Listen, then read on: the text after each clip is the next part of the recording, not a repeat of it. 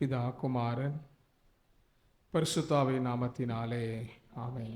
ஆண்டவர் கிருபையாக தந்த இந்த 6ஆம் மாதத்தின் 3வது ஓய்வு நாளுக்காக ஆண்டவருக்கு நன்றி செலுத்துகிறேன். ஆண்டுடைய சன்னிதானத்திலே கூடி வந்திருக்கின்ற திருச்செவன் பிள்ளை எல்லாரையும் அன்போடு நான் வாழ்த்து. எல்லாருக்கும் ஒரு அன்பின் தோற்றம். அந்த நாள் நாம் ஒருவர் கண்டுகொள்வதற்கு ஆண்டவர் இரக்கம் தந்திருக்கிறார். அவருடைய கிருபை, சமாதானம், சந்தோஷம் நாம் ஒவ்வொருடைய வாழ்க்கையிலும் நிறைவான ஆசீர்வாதத்தை தேவன் நம்முடைய வாழ்க்கையில் தந்து நம்மை ஆசீர்வதித்து வழி நடத்துவாராக.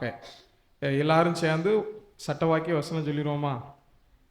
உங்கள் வெட்கத்துக்கு பதிலாக இரட்டத்தனையாய் பலன் வரும், லட்சைக்கு பதிலாக தங்கள் பாகத்தில் சந்தோஷப்படுவார்கள், அது நிமித்தம் தங்கள் தேசத்தில் இரட்டிப்பான சுதந்திரம் அடைவார்கள், நித்திய மகிழ்ச்சி அவர்களுக்கு உண்டாகும். ஏசாயா 61ஆம் அதிகாரம் 7ஆம் வசனம். இம்மட்டுமாக ஆண்டவர் இந்த சட்ட வாக்கிய வசனத்தை தந்து நம்மையும் நம்முடைய திருமண்டலத்தையும் வழிநடத்தி இருக்கிறார். வர இருக்கிற நாட்களும் ஆண்டவர் நிறைவான ஆசீர்வாதத்தை ஆண்டவர் தந்து நாம் ஒவ்வொருவரையும் வழி நடத்துவாராக. இன்னைக்கு கொடுக்கப்பட்ட தலைப்பு திருத்துவ திருநாள் பின்வரும் 3ஆம் ஞாயிறு, ஆராதனை கர்த்தரின் திட்டமும் உடனிருப்பும். ஏசாயா 6ஆம் அதிகாரம் 8ஆம் வசனம்.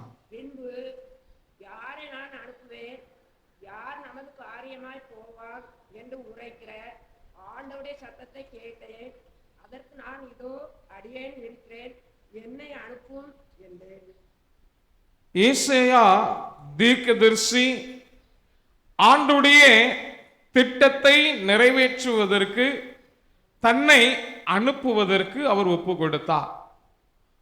ஆராதனை நம்முடைய வாழ்க்கையிலே ஆண்டோடைய திட்டத்தையும் அதே வேளையில் நமக்கு திட்டத்தை வகுத்து கொடுத்த ஆண்டவர் நம்முடன் இருந்து நம்மை வழி நடத்துவதற்கு ஆயத்தமாக இருக்கிறார். அல்லேலூயா. என்ன ஆண்டவர் நமக்கு நோக்கத்தோட இந்த அழகப்பபுரத்தில் நம்ம கொண்டு வந்து வச்சாரோ, அந்த ஆண்டவர் திட்டத்தை வகுத்து கொடுத்த ஆண்டவர் யாரோட இருப்பாரு? நம்மளோட உடனிருந்து நம்மை வழி நடத்துகின்ற தெய்வம். சொல்ல போனா 1949ஆம் ஆண்டு ஒரு மார்ச் மாதம் 4ஆம் தேதி ஒரு ஜெனரல் சர்க்காரி டெய்லர் அமெரிக்க ஜனாதிபதியாக பதவி ஏற்பதற்கு அழைப்பு கொடுக்கப்பட்டது. ஆனா இந்த ஜெனரல் சர்க்காரி டெய்லர் அவர் சொன்ன காரியம் என்ன சொன்னார்னா, நான் 4ஆம் தேதி வர முடியாது, 5ஆம் தேதினா பதவி ஏற்க வாரேன்.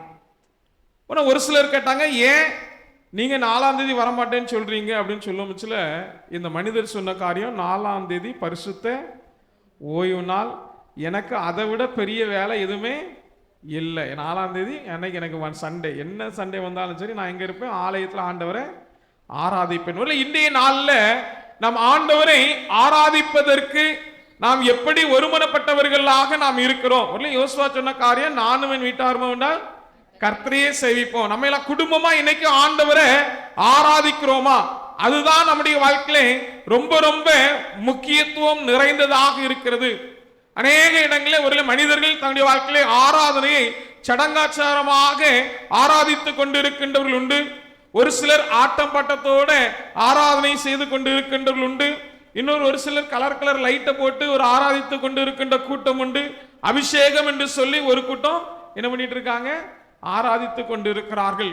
ஆனால் அதே வேளையிலே மெய்யான தேவனை ஆவியோடு உண்மையுள்ள இருதயத்தோடும் நம்முடைய வாழ்க்கையிலே நாம் ஆராதிக்கின்றவர்களாக நாம் இருக்கிறோமா? ஆண்டுடைய சன்னிதானத்துல இருதயத்தின் ஆழத்திலிருந்து ஆண்டவரை நம்முடைய வாழ்க்கையை நோக்கி பார்க்கின்றவர்களாக நம்முடைய வாழ்வானது இருந்து கொண்டிருக்கிறதா என்பதை நாம் இந்த வேளை நாம் சிந்திக்க வேண்டும். நம்ம சொல்ல போன இந்த வாசிக்கல இந்த ஏசாயா தீர்க்கதரிசியின் புஸ்தகம் 6ஆம் அதிகாரத்துல நான் பார்க்கும் பொழுது இந்த காரியம், அநேக காரியங்கள் சொல்லப்பட்டு இருக்கிறது. குறிப்பா அந்த 5வது வசனத்தை வாசிங்களேன்.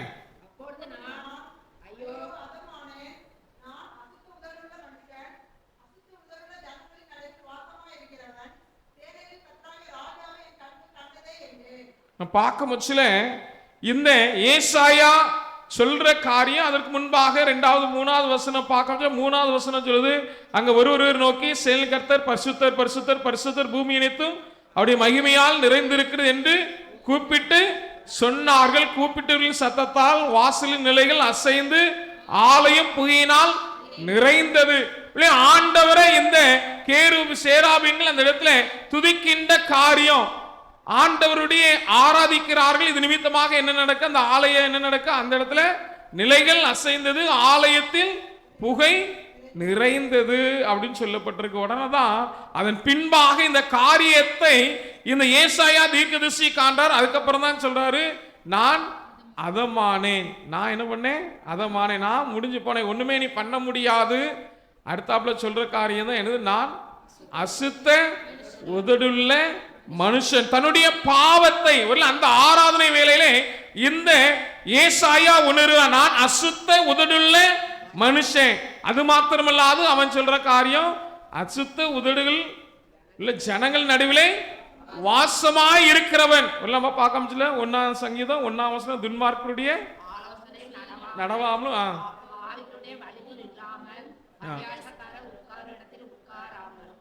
அது நான் பார்க்க முடியல. இந்த ஏசாயாவுடைய இடம் எங்க இருந்திருக்கப்போ, யாரு? அசுத்த ஜனங்கள் இருக்கிற இடத்துல அவனுடைய வாசம் வரல. அவன் அதிகமா அதை தான் விரும்பி உட்கார்ந்துருக்கான். அந்த இடத்துல அனலைஸ் பண்றான், நான் என்ன பண்ணியிருக்கேன்? பாவி, நான் அசுத்த உதடுள்ள மனுஷன். அதே போல அசுத்த உதடுள்ள மனிதன் நடுவில் நான் என்ன பண்ணிட்டு இருக்கேன்? வாசம் பண்ணிட்டு இருக்கேன் ஏசப்பா அப்படின்னு சொல்லி அந்த இடத்துல தன்னை ஒப்பு கொடுத்து அதன் பின்பாக ஆண்டுடைய வார்த்தைக்கு கீழ்ப்படிந்து இந்த ஏசாயா என்னை அனுப்பும் என்று தன்னை முழுவதுமாக அவர் ஒப்பு கொடுக்கிற நிகழ்வு சொல்லப்பட்டு இருக்கிறது. ஆண்டவருடைய ஆராதனை, ஆண்டவர் தம்முடைய பிள்ளைகளை ஆராதிக்கின்ற பிள்ளைகளுக்கு திட்டத்தும் வகுத்து இருக்கிறார். போல உடனிருந்து இந்த ஏசாயா தீர்க்கதரிசியோடு ஆண்டவர் அநேக காரியங்களை ஆண்டவர் வழி நடத்துகிறார். நம்ம சொல்ல போனா 3 காரியத்தை நாம் சுருக்க சிந்திப்போம். ஆராதனை நாம் பெற்றுக்கொள்கின்ற காரியம். முதலாவது ஆராதனை நம்முடைய வாழ்க்கையை பெற்றுக்கொள்கின்ற காரியம் பாவத்தை உணர்த்தும். ஆராதனை என்னத்தை எதை உணர்த்தும்? நம்முடைய பாவத்தை உணர்த்தும். நான் பார்க்க முடியல இந்த 1 சாமுவேல் இந்த 2ஆம் அதிகாரத்துல பார்க்க முடியல, ஏலியினுடைய பிள்ளைகளை குறித்து சொல்லப்பட்டு இருக்கிறது. ஆசரிப்பு கூடாரத்திலே ஆண்டவரை ஆராதிக்கின்ற பணி ஏலி அந்த இடத்துல செய்து கொண்டு இருக்கிறார். அவருடைய 2 பிள்ளைகள் என்ன பண்றாங்க? அப்பா கூட ஆசாரி ஊழியத்தை என்ன பண்றாங்க?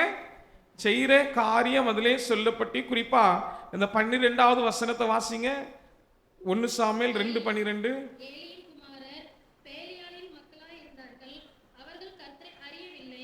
நான் பார்க்க முச்சில இந்த இடத்துல ஏலியுடைய பிள்ளைகளை சொல்லப்பட்டு இருக்கிறது. அவர்கள் பாவம் செய்கின்றவர்களாக அவருடைய பிள்ளைகள் இருந்தார்கள். என்னென்ன தவறு செஞ்சாங்க?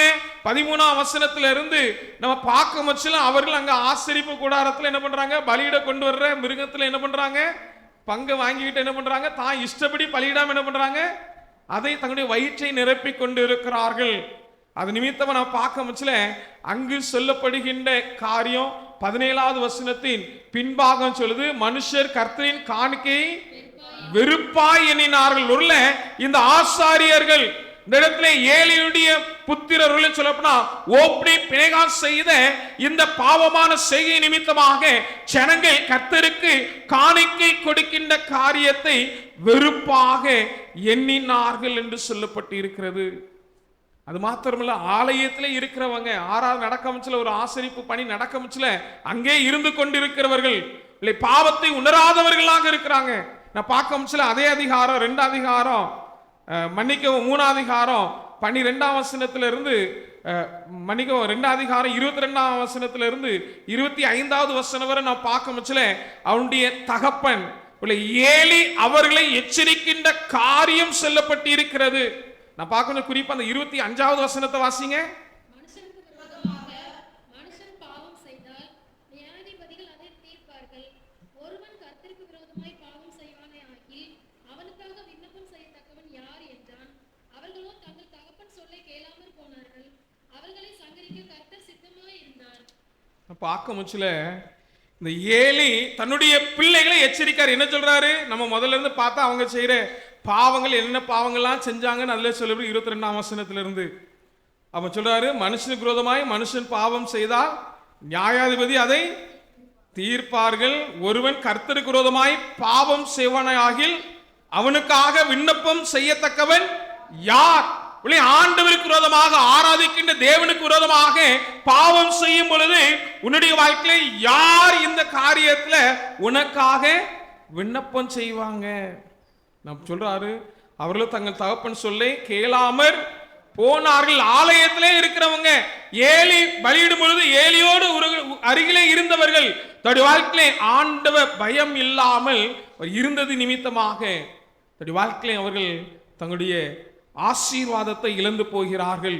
நான் பார்க்க முடியல, அவர்கள ஏலி மூலமாக ஆண்டவர் எச்சரிக்கிறார், அவனுடைய தகப்பன் மூலமாக எச்சரிக்கிறார். அது மாத்திரமல்லாது குட்டி சாமுவேலை கொண்டும் அவர்கள் என்ன பண்றாரு, எச்சரிக்கிறார். 3 அதிகாரம் 12ஆம் வசனத்திலிருந்து 14ஆம் வசனம் வரை நாம் பார்க்க முச்சுல ஒருலே ஆண்டவர் சாமுவேலை அழைத்து அந்த காரியத்தை தெளிவுபடுத்துகிறார். அதன் பின்பாக நாம் பார்க்க முச்சுல மீண்டும் அவர்கள் என்ன பண்றாங்க, பாவம் செய்யறாங்க. இது நிமித்தமாக அவர்கள் மாண்டு போகிறார்கள். ஆண்டவருடைய ஆலயத்திலே அருகிலே இருந்தவர்கள், ஆசரிப்பு கூடாரத்திலே பணி செய்தவர்கள், ஆராதனை நடக்கும் பொழுது அங்கே இருந்தவர்கள் தங்களுடைய வாழ்க்கையிலே அந்த பாவத்தை உணராதவர்களாக இருந்தார்கள். இது நிமித்தமாக அவர்கள் அந்த இடத்திலே மாண்டு போகிறார்கள். நம்முடைய வாழ்க்கையிலே ஆண்டவரை ஆராதிக்கும் பொழுது ஆண்டவர் நம்முடைய இருதயத்திலே அவர் பேசுவார். பாவத்தை ஆண்டவர் இந்த ஆராதனை என்ன பண்ணுவாரு, உணர்த்துவார். உணர்த்துறாரா உணர்த்தலையா? நம்ம செய்யற காரியங்கள் எல்லாவற்றையும் ஆண்டவர் உணர்த்துவார். ஒரு காலத்துல சாரின்ற வார்த்தை எல்லாரும் வாயிலையும் வந்துச்சு. இன்னைக்கு வருதா? வருதா? ஒரு காலத்துல எதுக்கு எடுத்தாலும் என்ன சொன்னோம், சாரி நான் தெரியாம பண்ணிட்டேன். இன்னைக்கு அந்த வார்த்தை இல்லை, மறைஞ்சு போச்சு. ஏன்? இது எதுக்கு நான் செய்யறது குற்றமா? அதெல்லாம் ஒண்ணுமே தப்பே கிடையாது, இதெல்லாம் ஒரு தப்பா அப்படின்னு சொல்லி நம்ம என்ன பண்றோம், நம்முடைய தவறுகளை நம்முடைய இச்சைகளை மறைப்பதற்கு நம்ம என்ன பண்றோம், மீண்டும் மீண்டும் அந்த காரியத்தை என்ன பண்றோம் செஞ்சு. அவன் செய்யாத காரியத்தையா நான் செஞ்சுட்டேன், அவன் பிள்ளை செய்யாத தப்பையா என் பிள்ளை செஞ்சுட்டு, அப்படி சொல்லி சொல்லி என்ன பண்ணிட்டோம், பாவத்தை நம்ம உள்ளே மறைத்து பாவம் செய்யாதவர்களாக நாம் வாழ்ந்து கொண்டிருக்கிறவர்கள். நம்முடைய வாழ்க்கையிலே நாம் அறிய வேண்டிய காரியங்களே ஆராதனை நம்முடைய வாழ்க்கையில் நம்முடைய பாவத்தை உணர்த்துகிறது. மனிதன் தன்னுடைய பாவத்தை அவன் மறைக்கின்றவனாக இருந்து கொண்டிருக்கிறான். ஏற்கனவே சொல்லியிருப்பேன் நினைக்கிறேன். ஒரு நாள் 2 நாளையா தான் அந்த மன்னார்புரம் வழக்கில் நின்றுட்டு இருந்தோம். ஒரு டீ கடையில் டீ குடிக்க போனோம். சாதாவாக ஒரு அரசியல் கதை வந்துச்சு. அரசியலில் உள்ள பழைய சிஎம்க்குலாம் எல்லாருக்குமே 2 மனைவிகள். ஒன்று அந்த ஆளும் சொன்னார், இப்போ வந்திருக்க புதுவருக்குமா அதெல்லாம் என்ன ஆயிர போகுது, அதெல்லாம் தப்பு இல்லை அப்படின்னார். நான் அவனை திரும்பியும் கேட்டேன், ஐயா அப்போ உங்களுக்கு 2 அப்படின்னு கேட்டேன். ஆமா ஐயா அப்படின்னாரு. இல்லை அவனுக்கு 2 இருக்கிறதுனால என்ன பண்ணிட்டான், மற்றவனெல்லாம் தனக்கு சப்போர்ட்டுக்கு என்ன பண்ணிட்டான், இழுத்துக்கிட்டான். இதே போல தான் நம்ம என்னெல்லாம் இதை வரும்ல நியாயத்தை, நம்முடைய தவறுகளை நாம் நியாயப்படுத்தி கொண்டிருக்கிறோம். ஆண்டவரை ஆராதிக்கின்ற நாம் நம்முடைய வாழ்க்கையை ஆராதிக்கும் பொழுது ஆண்டவர் நம்முடைய பாவத்தை உணர்த்துவார். இந்த ஓப்பினி பினெகாஸ் செய்த தவறுகளை அவனுடைய தகப்பன் ஏலி உணர்த்தினாலும் அவர்கள் தங்களுடைய வாழ்க்கையிலே கேட்காமல் போனார்கள். நாம் பார்க்க முச்சல 4ஆம் அதிகாரம் அவர்களுடைய மரணத்தை குறித்து சொல்லப்பட்டு இருக்கிறது. 2வதாக ஆண்டவருடைய ஆராதனை நம்முடைய வாழ்க்கையிலே வாக்குத்தத்தத்தை நாம் பெற்றுக்கொள்கின்ற இடம். முதலாவது நம்முடைய வாழ்க்கையிலே ஆண்டவரை ஆராதனை நம்முடைய வாழ்க்கையிலே பாவம் உணர்த்தப்படுற இடம். 2வது நம்முடைய வாக்குத்தத்தத்தை பெற்றுக்கொள்ற இடம். முதலாவது பாவத்தை உணர்ந்து நம்முடைய வாழ்க்கையில நம்ம விட்டு விட்டாதான் என்ன கிடைக்கும், வாக்குத்தத்தம் கிடைக்கும். தன் பாவத்தை மறைக்கிறவன் வாழ்வடைய மாட்டான், அவைகளை அறிக்கை செய்து விட்டு விடணும் இரக்கம். அந்த இரக்கம் தான் வாக்குத்தத்தம். நாம் பார்க்க முச்சல ஒருல அப்போஸ்தலர் 2ஆம் அதிகாரம் 39வது வசனத்தை வாசிங்க. அப்போஸ்தலர் 2:39.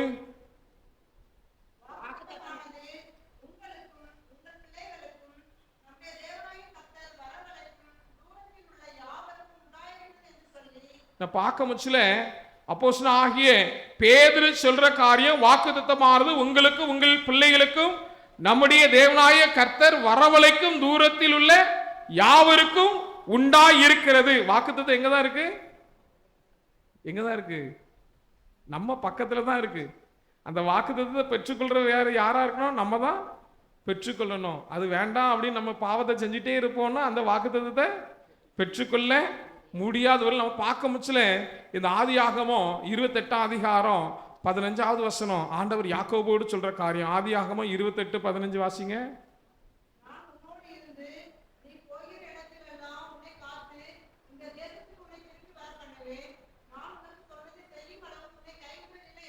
பார்க்க முச்சல இந்த யாக்கோபு ஒருவேளை ஏசாவுக்கு பயந்து அவன் ஓடும் பொழுது ஆண்டவர் இந்த யாக்கோபுக்கு சொல்ற காரியம் தான் என்னது, நான் உன்னோடு இருந்து நீ போகிற இடமெல்லாம் உன்னை காத்து இந்த தேசத்துக்கு உன்னை திரும்பி வர பண்ணுவேன், நான் உனக்கு சொன்னதை செய்யும் அளவு உன்னை கைவிடுவதில்லை. நம்முடைய வாழ்க்கையில இந்த ஆராதனை வாக்குத்தத்தத்தை நம்முடைய வாழ்க்கையில பெற்றுக்கொள்கின்ற இடம். ஆண்டவர் சொல்றாரு, நான் உனக்கு சொல்றதை செய்யற அளவு உன்னை என்ன பண்ண மாட்டேன், கைவிட மாட்டேன் அப்படின்னு சொல்லி ஆண்டவர் சொல்றாரு. நம்முடைய வாழ்க்கையில் இந்த வாக்குத்தத்தத்தை பெற்றுக்கொள்வதற்கு நாம் ஆயத்தமா இருக்கோமா? நான் பார்க்க முடிச்சல அதே தான் யாக்கோபு வாழ்க்கையில நடந்துச்சு. அவன் அந்த இடத்துல ஜெபம் பண்ணிட்டு போறான், அதுக்கப்புறம் பெத்தேல் பேர்றான், அங்க இருந்து போயிட்டு திரும்ப என்ன பண்றான், குடும்பமா வந்து அந்த இடத்துல நிற்க. ஆண்டவர் இப்படி இந்த யாக்கோபோடு ஆண்டவர் உடன் இருந்தார். அதே போல 2 நாளாகமோ 6ஆம் அதிகாரம் 4வது வசனத்தை வாசிங்க. 2 நாளாகமோ 6ஆம் அதிகாரம் 4ஆம் வசனம்.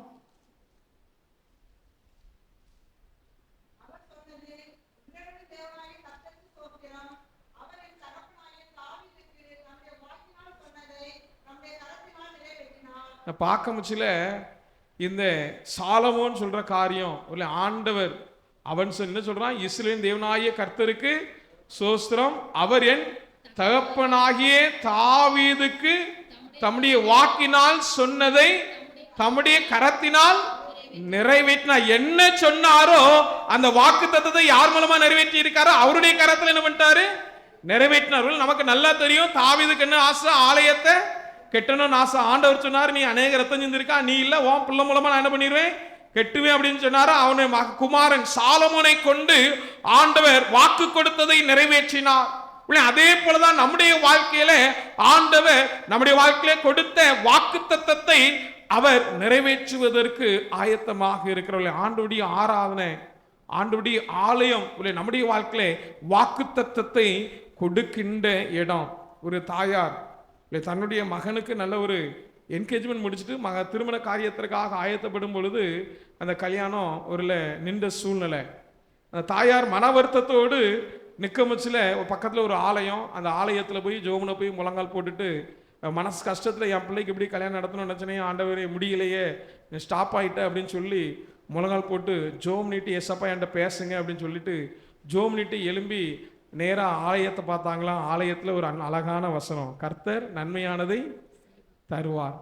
ஒன்று அந்த தாயாருக்கு ரொம்ப சந்தோஷம். ஆண்டவர் என்கிட்ட என்ன சொல்றாரு, உனக்கு என்ன பண்ணுவேன், நன்மையானதை நான் தருவேன். இன்னைக்கு நம்முடைய வாழ்க்கையில இந்த நன்மையானதை பெற்றுக்கொள்வதற்கு ஆண்டவருடைய சன்னிதானத்தில் நாம் காத்திருக்கிறோமா? இல்லை ஒவ்வொரு நேரமும் ஆலயத்தில் 1 மணி நேரம் 1 நேரம் என்ன இருப்போம், மணி அடிச்சு அழகான வசனம் ஆலயத்திலே சொல்லப்படுகிறது. அந்த வசனம் அநேகர் இருதயத்தில் ஆண்டவர் என்ன பண்றாரு, பேசுறாரு. கலங்கி நிற்கும் பொழுது ஆண்டவருடைய வார்த்தை, அந்த வார்த்தையானது நம்மை தேற்றி கொண்டிருக்கிறது. ஆண்டவருடைய ஆலயம் நம்முடைய வாழ்க்கையில வாக்குத்தத்தத்தை கொடுத்து அந்த வாக்குத்தத்தத்தை நம்முடைய வாழ்நாளிலே நிறைவேற்றி கொடுக்கின்ற ஆண்டவராக இந்த ஆராதனை ஆண்டவர் நம்மோடு செயல்படுகிறார். முதலாவது ஆண்டவருடைய ஆராதனை என்னது, பாவத்தை உணர்த்துற இடம். 2வது வாக்குத்தத்தத்தை பெறுகின்ற இடம். 3வது ஆண்டவருடைய ஆராதனை நம்முடைய வாழ்க்கையிலே விடுதலை பெற்றுக்கொள்ற இடம். நான் வாசி கேட்ட சுவிசேஷ வாக்கியம் மத்தேயு 12ஆம் அதிகாரம் 9ஆம் வசனத்திலிருந்து 14ஆம் வசனம் நான் பார்க்க முடியல. ஆலயத்தில் யார் இருக்கா, சூம்பின கையுடைய மனிதன், அவன் அந்த இடத்துல ஆண்டவரை ஆராதித்து கொண்டிருக்கிறான். ஆண்டவர் அவனை பார்த்து என்ன பண்றாரு, எல்லா ஜனங்களுக்கு நடுவில் அவனை நிறுத்தி அவனுக்கு அந்த இடத்துல ஆண்டவர் சுகத்தை கொடுக்கிறார், விடுதலையை கொடுக்கிறார். ஆண்டவருடைய சன்னிதானம் நம்முடைய வாழ்க்கையில் நம்முடைய பலவீனத்தை பாராமல் நாம் விசுவாசத்தோடு ஆண்டவருடைய சன்னிதானத்திலே நாம் நிற்போமே என்றால் நம்முடைய இருதயத்தை பார்த்து ஆண்டவர் எப்பேற்பட்ட வியாதியாக இருந்தாலும் ஆண்டவர் நமக்கு அவர் சுகத்தை அவர் கொடுக்கின்ற தேவனாக இருக்கிறார். நான் பார்க்க முச்சில இந்த இடத்துல அந்த மனிதன் தன்னுடைய வாழ்க்கையிலே கை ஊனமா இருந்தாலும் பரவாயில்லை, என் ஆண்டவரை நான் ஆராதிப்பேன் என்று அவன் ஆண்டவரை ஆராதிக்கிறான். அதே போல ஆராதித்தது நிமித்தமாக அவருடைய வாழ்க்கையை ஆண்டவர் அற்புதத்தை செய்தார். அதே லூக்கா 13ஆம் அதிகாரம் 10ஆம் வசனத்திலிருந்து 17ஆம் வசனம் நம்ம பார்க்க முடியல. 18 வருஷமாய் கூனியான ஒரு ஸ்திரீயை குறித்து சொல்லப்பட்டு இருக்கிறது. அந்த ஸ்திரீ தன்னுடைய வாழ்க்கையில கூன் விழுந்தாலும் ஆண்டவரை ஆராதிப்பேன், என் முதுகு எப்படி இருந்தாலும் சரி நான் ஆண்டவரை ஆராதிப்பேன் என்று அந்த பெண்மணி அங்கு ஆண்டவருடைய சன்னிதானத்திலே காத்திருந்தது நிமித்தமாக ஆண்டவர் அந்த பெண்ணுடைய பலவீனத்தை மாற்றினார், விடுதலையை கொடுத்தார். நம்முடைய வாழ்க்கையை ஆண்டுடைய சன்னிதானத்திலே நாம் விடுதலையை பெற்றுக்கொள்வதற்கு என்று உண்மையிலே இருதயத்தோடு ஆண்டவரை நாம் தேடுகின்றவர்களாக, ஆராதிக்கின்றவர்களாக நம்முடைய வாழ்க்கையிலே நாம் காணப்பட்டு கொண்டிருக்கிறோமா என்பதை நாம் சிந்தித்து பார்ப்போம். அந்த காலத்தில் ஒரு ஆராதனை ஒரு பெரிய பல சூழ்நிலை மத்தியிலே நம்முடைய முற்பிதாக்கள் ஆராதித்தாங்க. சொல்லப்போனால் வரலாறுலாம் நம்ம பார்த்தோம்னா 1830 ஒரு ரெனிசேர் வந்தது. அதுக்கப்புறம் அதிலிருந்து நம்ம பார்க்க முடியல, அநேகர் கிறிஸ்துவை சொந்த இரட்சகராக ஏற்றுக்கொள்கிறார்கள். பார்க்க முடியல. மெஞ்ஞானபுரம் நெடுவிலையில் நடந்த காரியம் 1833 1833 ஆண்டு குறிப்பாக அந்த இடத்துல ரேனிய சேருவல் மூலமாக செய்யப்பட்ட ஊழியத்தின் நிமித்தமாக அநேகர் கிறிஸ்துவை ஏற்றுக்கொண்டார்கள். அவர்களை பின்மாற்றம் அடைந்துடக்கூடாதுன்னு அங்கே ஒரு ஊழியர் நியமிக்காங்க. யாருன்னா மைக்கேல் உபதேசியார், ஒருத்தர் உபதேசியராக சபை ஊழியராக வைக்காங்க. அவர் நல்ல ஊழியம் செய்கிறாரு. உள்ள ஆலயத்தில் மிஞ்சி போனால் 150 பேர் உட்கார்ந்து ஆராதிக்க முடியும். ஆனால் 150 பேருக்கு மேலே வந்து ஆலயத்தை சுற்றி நின்று என்ன பண்ணுறாங்களாம், ஆராதித்தாங்களாம். ஆனால் இதை பார்த்து அந்த இடத்துல ஒரு வைராக்கியம் நிறைந்தவர்கள் என்ன பண்ணிட்டாங்க, இந்த மைக்கேல் உபதேசியாரை பிடிச்சி ஒரு கிறிஸ்மஸுக்கு முன்னூட்டி 22 23 பிடிச்சி அடித்து கொற்றுயிராக கொலைகிறாக என்ன பண்ணிட்டாங்க, போட்டுட்டு போயிட்டாங்க. ஆராதிக்க முடியாத சூழ்நிலை அநேக இடங்களில் வரலாறு நம்ம பார்த்தோம்னா ஆராதித்து கொண்டு இருக்கும் பொழுது அந்த ஒரு ஆலயம் என்ன பண்ண தீப்பிடிச்சு எரியும். ஏன்? பிடிக்காத நிமித்தமாக செய்த பல காரியங்கள். இதன் மத்தியிலும் ஆதி மிஷனரிகள் சுவிசேஷத்தை அறிவித்தார்கள். ஆண்டவரை ஆராதிப்பதற்கு நல்ல ஆலயத்தை கட்டி கொடுத்து நம்முடைய வாழ்க்கையை மெய்யான ஆண்டவரை தரிசிக்கின்றவர்களாக, விசுவாசித்து நடக்கின்றவர்களாக ஆண்டவரை ஆராதிப்பதற்கு நல்ல ஆலயத்தை கட்டி தந்திருக்கிறார்கள். ஆண்டவர் இப்பேற்பட்ட உயர்வை நம்முடைய வாழ்க்கையிலே தந்திருக்கிறோம். ஆண்டவரை நாம் எப்படிப்பட்டவர்களாக ஆராதிக்கின்றவர்களாக நாம் இருக்கிறோம் என்பதை நாம் இந்த வேளையை நாம் சிந்தித்து பார்ப்போம். முதலாவது கர்த்தருடைய ஆராதனை எனது பாவத்தை உணர்த்துற இடம், இரண்டாவது வாக்குத்தத்தம் பெறுற இடம், மூணாவது விடுதலை பெறுற இடம். நம்முடைய வாழ்க்கையிலே ஆண்டவரே உம்முடைய சன்னிதானத்திலே நான் காத்திருக்கிறேன், என்னுடைய பாவத்தை நீங்க உணர்த்துங்க, என்னுடைய வாழ்க்கையிலே காணப்படுகின்ற எல்லா காரியத்தையும் உடைய திருக்கரத்திலே தகப்பனே நான் அர்ப்பணிக்கிறேன். என்னுடைய வாழ்க்கையில வாக்குத்தத்தத்தை தாங்க, அதே போல என்னுடைய வாழ்க்கையில் நல்ல விடுதலையை கொடுத்து நீங்க வழிநடத்துங்கன்னு சொல்லி தாழ்த்தி ஒப்பு கொடுப்போம். ஆண்டவர் நம்முடைய வாழ்க்கையில அற்புதத்தை செய்து நம்மை ஆசீர்வதித்து வழிநடத்துவாராக. ஆமென்.